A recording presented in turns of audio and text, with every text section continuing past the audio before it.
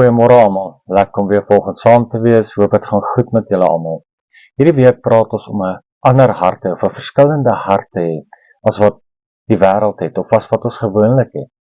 En ons praat om deel te wees van God se liggaam, of God se huis. Elkeen van ons is geroep om deel te wees van God se huisgesin, of van sy huishouding. En ons as kinders van die Here kan inskakel, ons kan deel wees, ons kan deel uitmaak van dit.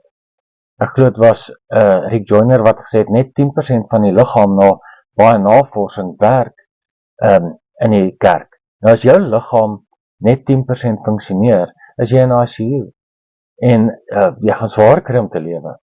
En dit maak nie saak hoe goed Sondag lyk en alles lyk reg op 'n Sondagoggend nie. Die res van die week het ons die res van die liggaam nodig om te fungeer. En daai liggaam is ek en u.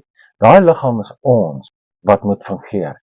En ek lees vir ons uit Efesiërs 2 vers 19 wat sê, julle is dus nie meer ver van God of nie, nie bywoners nie, maar medeburgers van die gelowiges en lede van die huisgesin van God.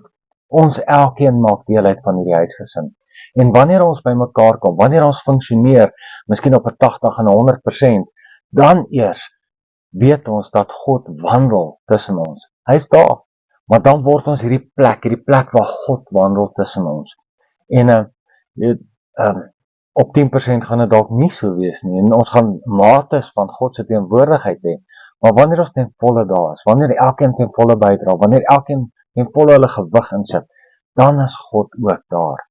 En dan is dit nie net 'n paar ouens wat dalk swaar kry, maar almal dra die gewig, dit word ewerig versprei.